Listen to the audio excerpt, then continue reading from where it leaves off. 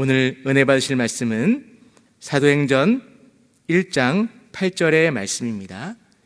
신약성경 187페이지 사도행전 1장 8절의 말씀입니다.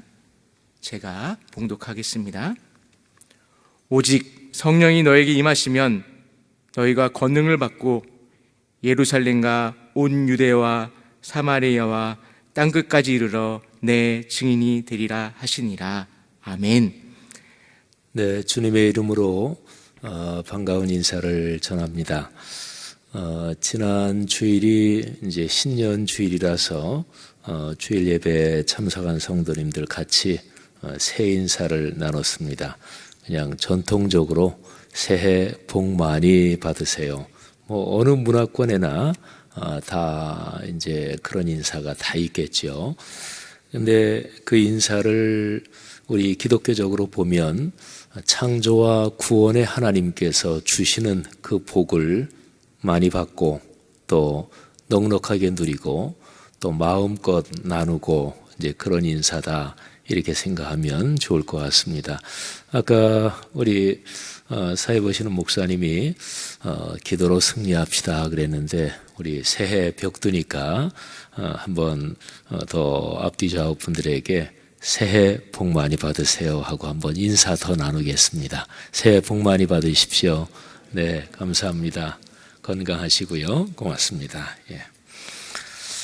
요즘 우리네 시대에 별로 일반적으로는 큰 관련이 없다 그럴까요? 또는 관심이 없는 그런 얘기를 좀 하나 하겠습니다. 순교 이야기입니다.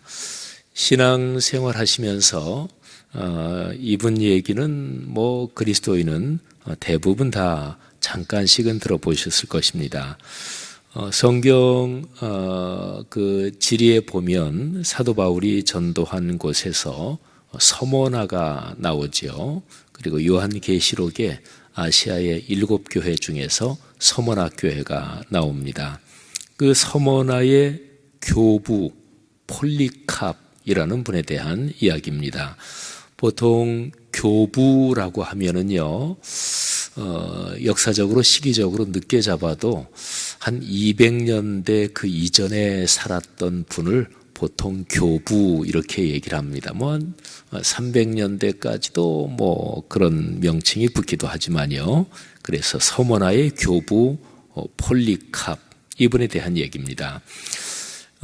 옛날 분들이 그렇듯이 이분 같은 경우에 태어나신 정확한 연도 또 세상을 떠나신 정확한 연도 이거는 확실하진 않습니다. 대개 1세기 후반 한 70년대나 한 80년대 정도에 태어나셔서 세상을 떠나신 순교를 하셨는데 155년이나 160년 그 정도에 순교하신 분으로 생각됩니다. 교회 역사에서 전해져 내려오는 문서 중에서 이분과 연관된 대표적인 것이 두 개입니다. 하나는 빌립보의 그리스도인들에게 보내는 편지문이 남아 있고요. 뭐 길지 않습니다. 그 다음에 이 폴리캅 이분이 순교를 당하시는 그때 상황을 기록한 순교에 대한 기록, 순교록 이 두 가지입니다.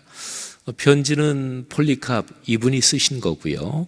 그리고 순교록은 뭐 그분이 이제 순교한 그 상황을 목격한 사람들이 쓴 거지요. 편지가 쓰여진 연대가 주후 110년 정도입니다. 이 정도 연대면은요, 요한계시록이 쓰여진 연대하고 한 2, 30년 차이 날까?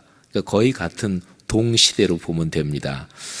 사도 바울이 쓴 신약 성경 안에 들어있는 뭐 에베소서, 빌립보서, 골로새서 이게 다 지명이지요. 그쪽 지역에 사는 그리스도의 공동체들, 성도들에게 보낸 편지잖아요.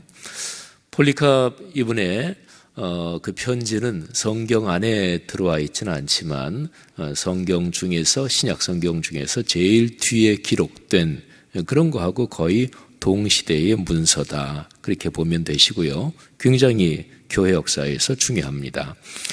순교록은 이 폴리카르 이분이 순교하고 나서 한 1년 이내에 기록된 것으로 봅니다.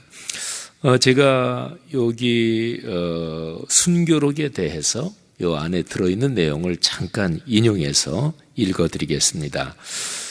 분도 출판사에서 출간한 교부문헌 총서 제12권, 그 12권 제목이 편지와 순교록인데요.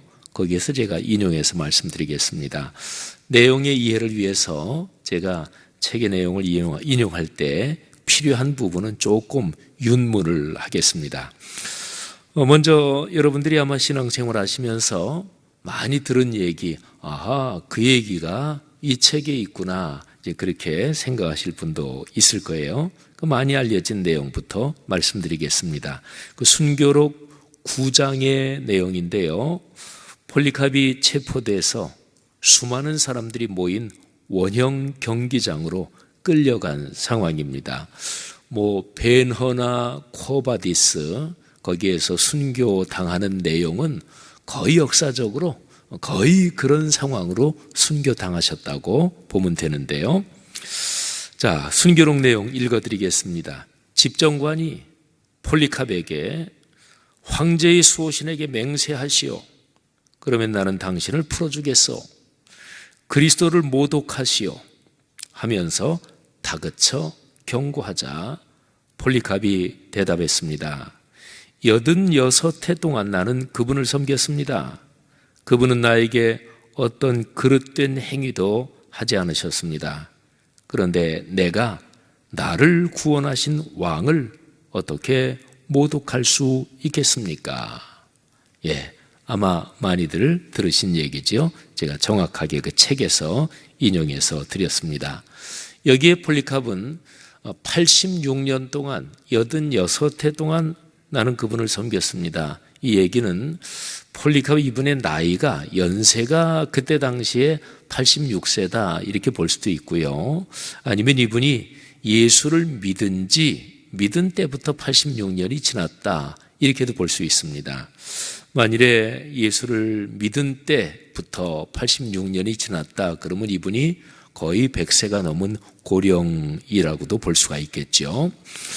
어쨌든 그렇게 증언을 하지요. 그리고 이제 집정관의 얘기를 따르지 않으니까 이제 장작더미 위에 폴리카르를 올려놨습니다. 그리고 두 손을 뒤로 단단히 묶었습니다. 그런데 그 상황에서 폴리카르이 하늘을 바라보며 기도합니다. 다시 그 책의 내용을 조금 더 인용합니다.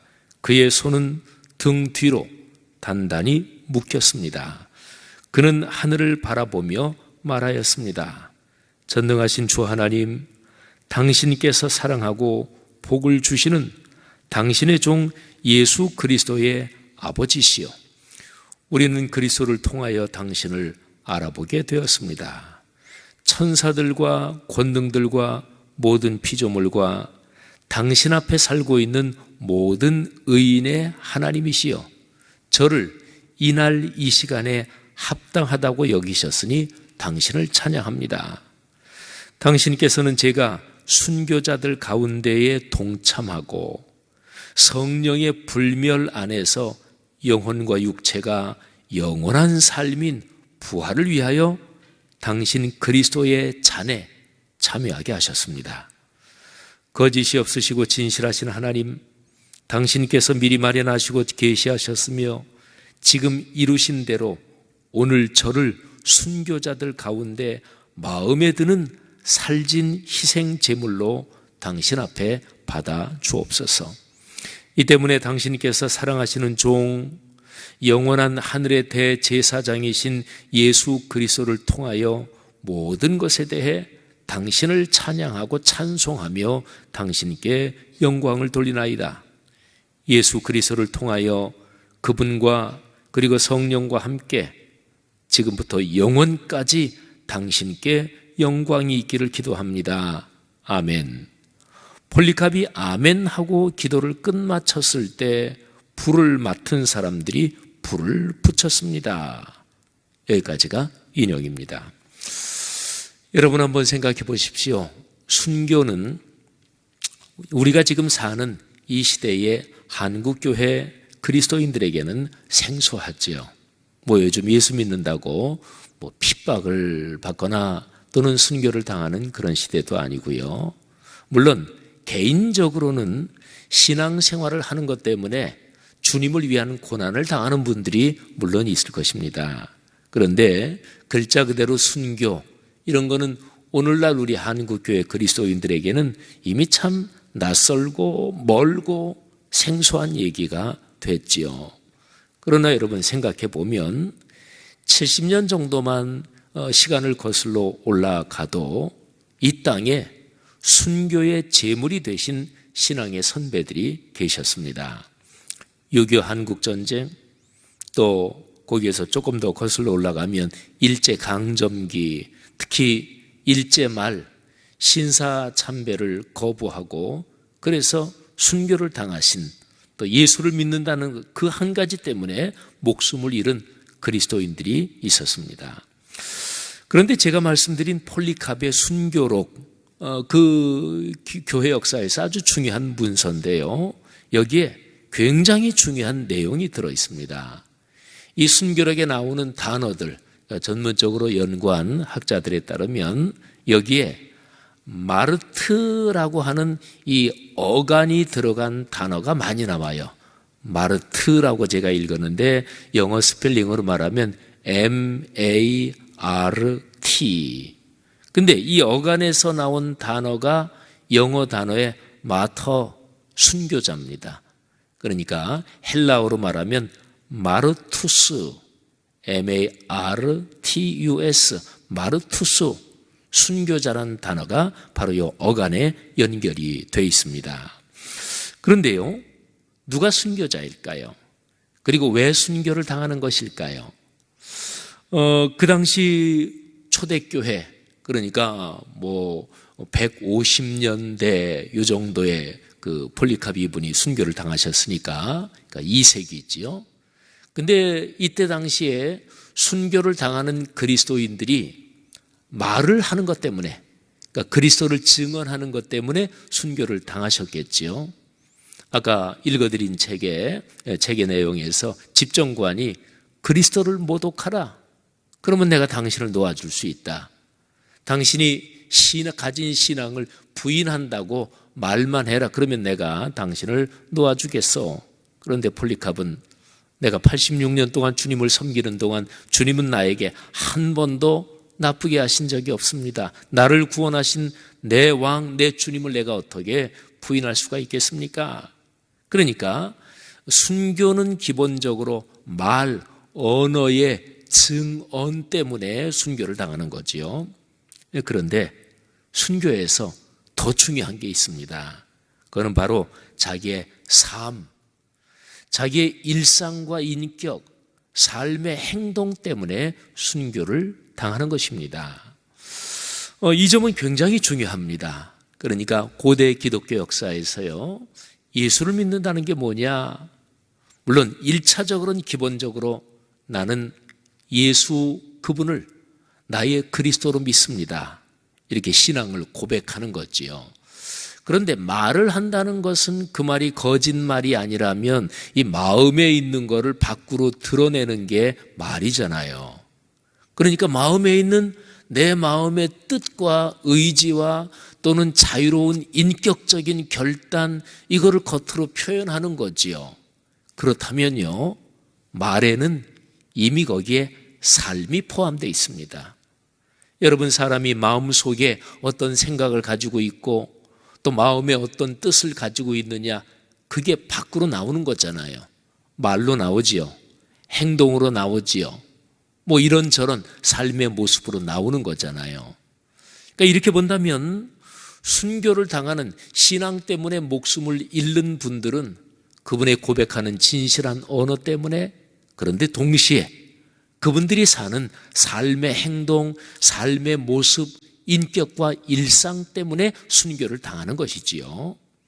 근데 교회 역사적으로 뭐 이건 학자들이 연구하는 이제 그런 걸로 보면 순교, 그러니까 마르투스, 이거는 기본적으로 언어의 증언 때문에 순교를 당한다. 그런데 예수 그리스도 부활 승천하신 뒤로 초대교회가 본격적으로 시작되고 쭉 내려오면서 순교라는 게 삶, 행동, 여기에 중요하게 걸려 있다. 이게 이제 폴리캅의 순교록 여기에 본격적으로 등장하는 거예요. 그래서 이제 이 순교록이 교회 역사 연구에서 아주 중요합니다. 삶과 연결된다. 그거는 목숨을 잃는 거니까 다른 식으로 말하면 피와 연결되는 거예요. 피에 생명이 있는 거잖아요. 그러니까 순교는 근본적으로 자기의 생명을 헌신하는 거지요.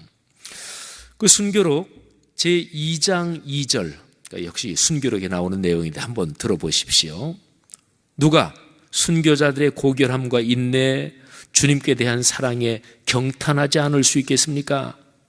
그들 가운데 몇 분은 육체의 조직이 채찍질로 갈기갈기 찢겨 몸속의 정맥과 동맥까지 드러나 보이는 고통을 견디어냈고 구경꾼들마저 그들을 불쌍히 여겨 탄식하였습니다. 또 다른 몇 분은 매우 고결한 태도를 취하여 아무도 큰 소리로 울거나 신음하지 않았습니다. 그리스도의 가장 고결한 순교자들, 아까 말씀드린 대로 마르투스 또는 마르투레스 이렇게 되는데 그리스도의 순교자들 이런 표현이 나와요. 그들은 고문을 당하는 그 시간에 육체를 떠나 있다는 것과 더구나 주님께서 그들 옆에 서서 그들과 이야기하신다는 것을 우리 모두에게 보여주었습니다. 여러분, 순교를 당한 고대교회 그리스도인들 또는 그 이후 시대도 마찬가지지만 참혹한 고문을 당하면서 신음소리도 내지 않고 그렇게 순교를 당하신 사례들도 적지 않습니다. 그래서 그런 순교의 장면을 이렇게 목격하고 그런 분들이 저분들이 순교를 당할 때 하나님께서 은혜를 주셔서 저분들이 순교를 당하는 몸이 그토록 고난을 당하지만 저분들의 정신과 영혼은 몸을 이렇게 떠나 있는 거 아닌가 이런 얘기도 생각을 했고 그래서 여기 기록이 그렇게 된 거예요. 사랑하신 여러분, 오늘날 여러분과 저 우리가 살아가는 이 시대에 별로 연관성이 없고 사실은 겪고 있는 일이 아닌 순교 얘기를 제가 한 까닭이 있습니다. 오늘 제 설교 본문 사도행전 1장 8절에 아까 제가 말씀드린 MART, 마르트라고 하는 어간에 연결된 단어가 오늘 사도행전 1장 8절에 나옵니다. 사도행전 1장 8절 참으로 유명한 구절이죠. 그런데 거기에 예수 그리스도께서 마지막 승천하시면서 주신 말씀인데 성령이 너희에게 임하시면 너희가 권능을 받고 예루살렘 온 유대 사마리아 땅끝까지 가서 내 증인이 된다. 근데 여기에서 내 증인이 되리라 하는 표현이 있잖아요. 근데 그 증인, 그게 마르투레스라는 헬라어입니다. 그러니까 증인과 순교자는 사실은 뜻이 같습니다. 마르투스, 순교자, 마르투레스, 증인, 사실은 같은 단어입니다. 여러분, 초대교회 시절에 예수를 믿는다는 것은, 그러니까 그리스도인이 된다는 것은 자기의 목숨을 걸어야 되는 상황인 경우가 적지 않았습니다. 또는 목숨까지는 걸지 않더라도 자기 삶에 이런저런 불편한 거는 다반사고요. 그러니까 자기 삶의 상당한 부분에 불이익이 오고 어려움이 오고 고통이 온다는 것을 감수하는 일이었습니다. 그런데 이 사도행전 1장 8절을 제가 깊이 묵상하고 또 어느 때 이렇게 읽다가 제가 참 충격적으로 깨달은 게 있어요. 예수 믿는 사람 중에서 사도행전 1장 8절을 모르는 사람도 있을까요? 그런 사람은 없겠죠.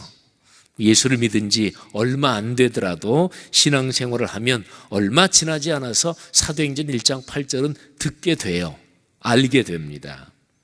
저도 역시 마찬가지입니다. 저는 고등학교 1학년 때 저희 집안에서 예수 믿는 사람이 아무도 없는 집안에서 제가 이제 고등학교 1학년 때 제일 처음 예수 믿었어요. 근데 그때가 74년도니까 그러니까 한국교회가 한참 부흥할 때입니다. 70년대에 그때 빌리그리암 전도 대회가 있었고 또 엑스플로 또 민족 복음화 대성회 70년대는 그야말로 이 땅에 예수 그리스도의 복음이 들불처럼 번져갈 때였습니다. 근데 그때 저도 교회를 나갔는데 신앙생활 하고 나서 얼마 지나지 않아서 이 구절을 제가 알았겠지요. 정확하게 언제 그거는 생각이 나지 않아도 또 그때야 한국교회가 전도하는데 얼마나 강력한 열심을 가진 시기였나요? 그랬잖아요.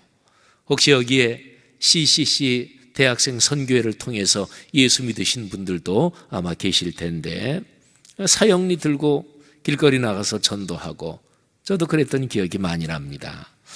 그런데 사도행전 1장 8절 그 본문을 정확하게 성경에 기록된 대로 읽으면은요 이렇게 됩니다.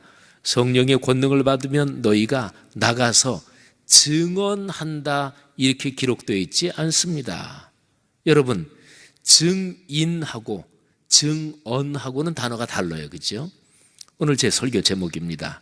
증인과 증언. 자, 증인 두 단어의 앞글자가 똑같아요. 그런데 뒷글자가 다릅니다. 증인은 사람 인자잖아요. 그러니까 증인이 된다. 그러니까 사람이 된다는 거예요. 그 다음에 증언한다. 그거는 그야말로 말로 예수님에 대해서 이야기하고 전도하고 또 말로 다른 사람들한테 복음을 알린다. 이게 증언한다는 거지요. 사도행전 1장 8절은 성경 본문대로 우리말 번역이 헬라어 원문을 잘 번역한 거예요. 성령의 권능을 받으면 너희가 예루살렘부터 시작해서 땅끝까지 가서 증인이 된다, 사람이 된다 이렇게 기록하고 있습니다. 증언한다고 하지 않았어요. 물론 제가 지금 말씀드리는 문맥을 조금 이해해서 들으셔야 돼요. 제대로 증인이 되면, 사람이 되면 그러면 증언을 합니다. 말을 하고요. 또 그렇게 살고요. 그런데 아무튼 사도행전 1장 8절 이 구절 기록된 자체로 보면 헬라어 원문도 정확하게 그래요. 성령이 임하시면 너희가 그리스도의 사람이 된다. 증인이 된다. 이렇게 기록을 하고 있습니다. 자, 제가 이 점을 강조하는 까닭이 있습니다. 언제부터인가 한국교회는 이 점을 놓쳤습니다. 우리 목회자들이 잘못한 점이 사실은 참 많습니다. 교회의 지도자들이 잘못한 점이 많아요. 그러니까 교회의 성도님들이 최대한 많은 사람을 교회로 전도하도록, 그래서 교세가 성장하게 하는 일에 한국교회는 언제부터인가 거기에 바짝바짝 더 신경을 썼습니다. 그것보다 더 중요한 것은 성도님들이 인격과 일상 그리고 마음과 영혼과 정신이 그리스도를 닮은 그리스도의 사람이 되게 하는 것, 이게 더 중요한데, 당연한 일인데, 그래서 그리스도의 마음을 닮아 그리스도의 성품을 갖게 하고 하늘아버지께서 거룩하신 것처럼 그리스도인들도 거룩하게 되는 게 이게 더 중요하지요. 사람 되는 거, 그리스도인답게 되는 거. 그런데 한국교회는 어느 때부터인가 바짝바짝 교세가 성장하는데 지나치게 신경을 쓰기 시작했습니다. 그래서 교회를 이끌어가는 목회자들이나 교회 지도자들도 성도들이 다른 사람을 더 많이 교회로 데리고 오게 하는 일에 바짝 강조를 하기 시작했고, 그리고 사도행전 1장 8절을 그렇게 써먹기 시작했습니다. 사랑하시는 여러분, 생각해 보세요. 증인하고 증언은 이거는 상당한 본질적인 차이가 있습니다. 증인은 사람됨을 말합니다. 이것은 존재의 문제입니다. 그리고 증언은 그렇게 된 사람이 어떻게 살아가느냐, 이런 문제고 행위의 문제입니다. 여러분, 증인과 증언, 이와 연관해서 제가 교회 역사의 단면 두 가지를 말씀드리겠습니다. 하나는 제가 조금 전에 폴리캅 이분의 순교에 관한 먼 고대 시대의 얘기를 들려드렸는데, 역시 고대 기독교 시절에 어느 한 교부는 참으로 감사한 마음으로, 그리고 기독교 공동체 그리스도인 형제 자매들의 삶의 모습에 대해서 굉장히 아주 자랑스러운 마음으로 그리고 깊이 감사하는 마음으로 이렇게 얘기했습니다. 우리의 형제 자매들 또 부녀들은 삶의 모습이 다릅니다. 그들은 겸손합니다. 그들은 어떤 사람을 만나든지 호의와 선의로 대합니다.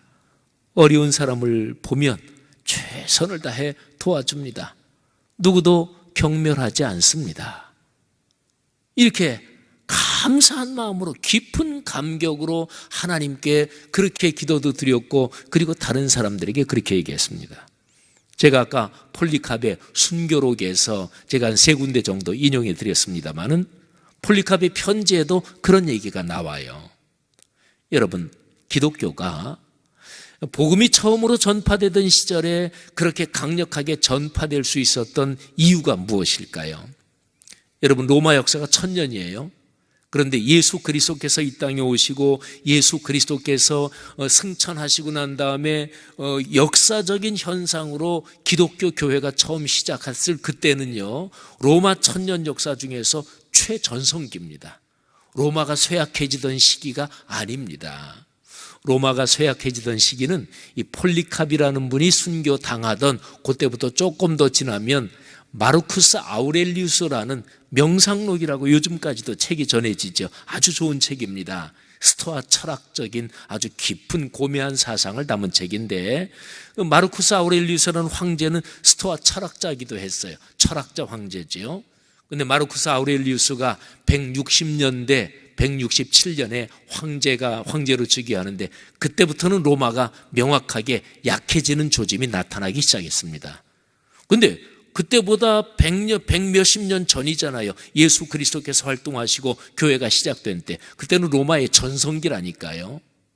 팍스 로마나 로마의 평화, 미국이 지금은 아니지만 한참 강력할 때 팍스 아메리카나 이런 말을 했잖아요. 그러니까 미국이 강력한 국가로서 전 세계를 이렇게 그냥 끌고 가는 그런 평화의 시대, 이런 얘기겠죠.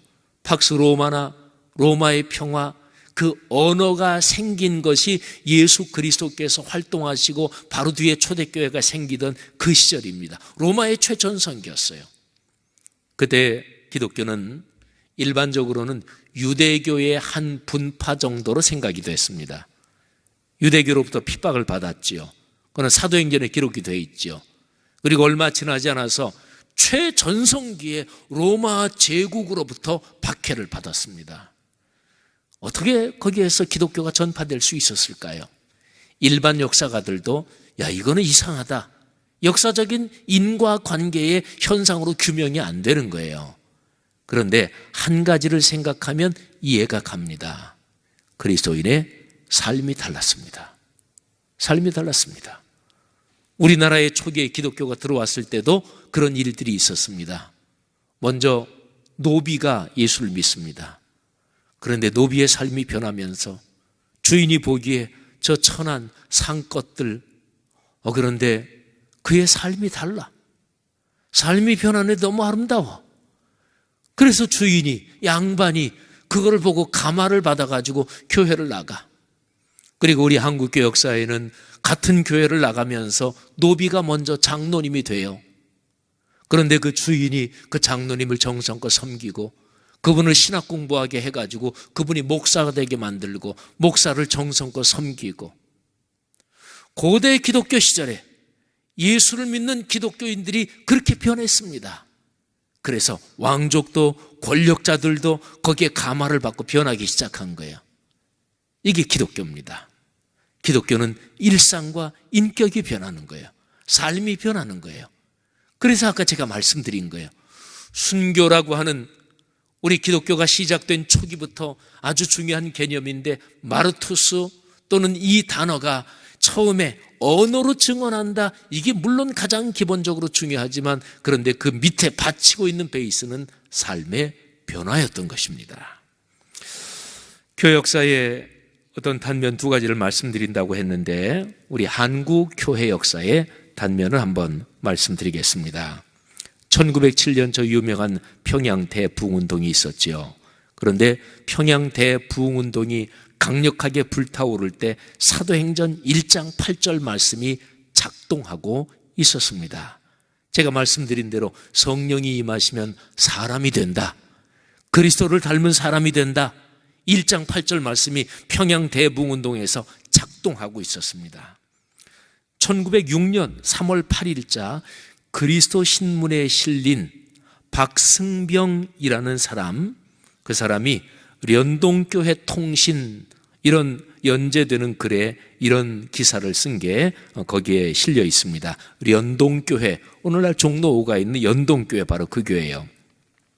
서울교회에서, 이 서울교회라는 얘기는 서울에 있는 교회들 그런 얘기인데, 음력 정월 초 3일부터 14일까지 밤마다 부흥회를 할새 감리교회와 장로교회가 합동하여 새 처소로 모였는데, 동북편에 있는 형제들은 연동교회당으로 모이고 서남편에 있는 형제들은 정동회당에서 모이고, 오늘날의 정동교회예요. 남대문께 있는 형제들은 상동회당으로 모여, 남대문에 있는 상동 감리교회를 말하는데, 기도들을 매우 간절하게 하여 새로 믿기로 작정한 형제들도 400~500명이요 이왕부터 믿던 형제 자매 중에서 죄를 분명히 회개하고 고쳐 믿기로 작정한 이가 여러 100명이니 감사하옵나이다.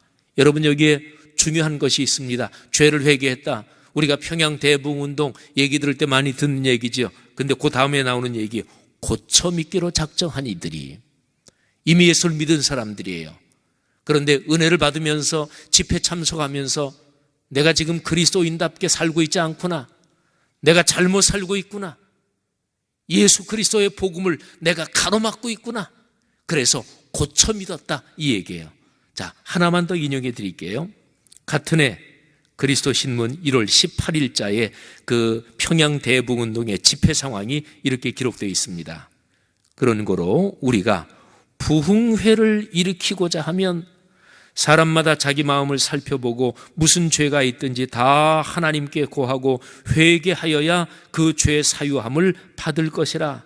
지금은 우리 대한에 있는 예수교회가 지극히 큰 복을 받을 것이 새로 믿기로 작정한 사람이 아니요, 이미 믿기로 작정한 형제 자매들이 하나님의 신령한 뜻을 더 깊이 깨닫고 거듭난 사람이 된 줄을 알아 성신이, 성령이 그 믿음으로 더불어 거듭난 증거를 받은 것이니, 그러면 여러 형제 자매들이 열심히 하나님의 도를 전할 것이요 믿지 아니하는 사람 가운데 믿는 사람이 많이 일어날 수밖에 없는 것이니라.